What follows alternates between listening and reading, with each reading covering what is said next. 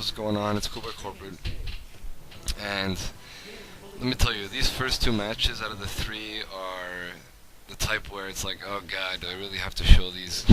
And yes, I do have to show these. You got the lame warning from me, alright?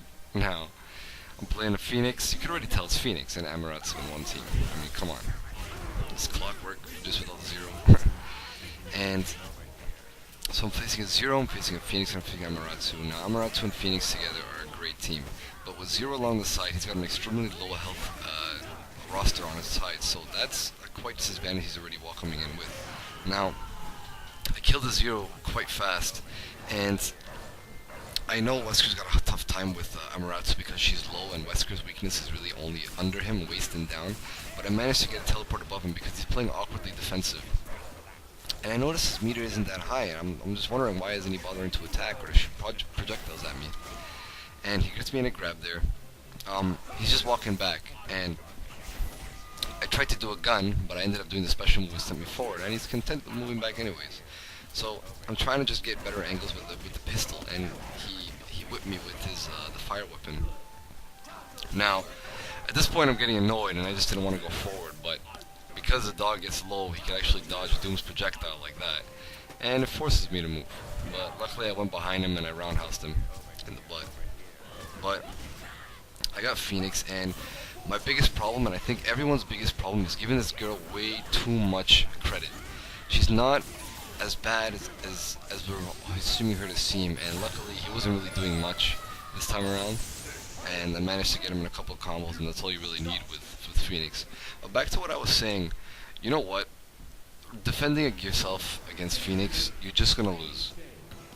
Honestly, everybody's overrating her, and you just need to face her head on, because if you're running, you're gonna lose, and everybody sees it. Everyone sees it. The only time someone beats Pheonix is when they really go for that risky time, because the risky input or anything. But I happened to catch the same guy the next time I searched for a match, and he's using Trish this time, and another very good defensive character who can kind of control the air a little bit more, and I get my Deadpool assist into my maximum Wesker, and I'm hoping this will catch her, but she had one pixel left, and I know she's gonna get a hard tag in, but I don't know why I didn't punish him on time. So that's one of my biggest mistakes I made this match. Now, I like Doom facing Amaterasu, so it's not such a bad situation anymore. And I do the aerial exchange, and I forget to call, and I really wanted to get rid of Amaterasu so I could kill Trish right away and deal with Pheonix with 5 meters, but I missed my pistol and I X-Factors too soon, and this is going to be one of the biggest problems I'm going to be dealing with, and I'm sure you can know exactly what's going to happen. But I'm dealing with Trish, and I tried to snap her in, but I didn't dash, and I managed to press it at the same time. Now I'm misconnecting the finishing combo there, and at this point he's just trying to get chip and whatever, because he knows he's got 5 bars and he doesn't really care. And at this point, all I have to do is attack her and not overrate her. So he's got X Factor 3 and he's got Gene. And this is my problem. I'm just backing away. There's no need for me to be doing this. You will always lose by running away from Pheonix. But he's got half his bar of X Factor, and my biggest mistake was trying to even bother doing that. But he's got no meter now, and Deadpool is just one combo, right? But if you look at the amount of chip damage, but he stops my hyper, and I still have a couple more chances, and I get him in my launcher, but I don't know what happened. Like, look where I am. You see that? I flew to the other side of the screen because before I landed, I did the Katana Rama buffering in the air. The last thing I was supposed to do was push my heavy hit, and what happened is when you do it in the air, I did the umbilical, the rope he ties around, and you flew all the way to that corner, and that led to my death. But anyways, after being really irritated with that match, I played another match after, and it's versus the guy who's playing Ryu, Iron Man, and Chris, and I'm starting to learn a little bit better that, you know what, I'm giving my enemies too much credit, way too much credit, and he catches me with a down teleport, and I'm hoping he would try it again, and he does, and that's that's kind of a common characteristics, and just trying to fish for damage, which is not really a good thing because Ryu and Akuma's standing hypers, they can get easily punished by anything that has a teleport or a beam. Now, I managed to teleport behind him and hit him with Deadpool's quick work, and I landed into this combo. I hoped that the Plasma Rain would actually connect, but it didn't, and at this point, Doom, I believe, will beat Iron Man. It's just Iron Man has a little bit more mobility in the air, and the projectile is completely,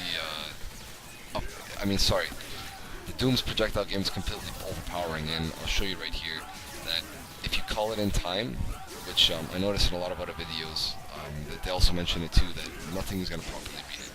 Now he calls X Factor 3. I wish he actually waited till he got into a combo first, because having that X Factor in the end is his only great advantage, and because I got him in a combo, I was able to just abuse my X Factor and beat him with assist or just a projectile game. Now I hope everybody enjoyed that episode 2. These are another set of ranked matches. I'm actually working on a bunch of other like tutorials, videos, and kind of like funny stuff in the game that I haven't really found anybody who's made these videos yet. Maybe it's been shown somewhere, but I haven't actually been I've been searching for it everywhere, and I can't really find it.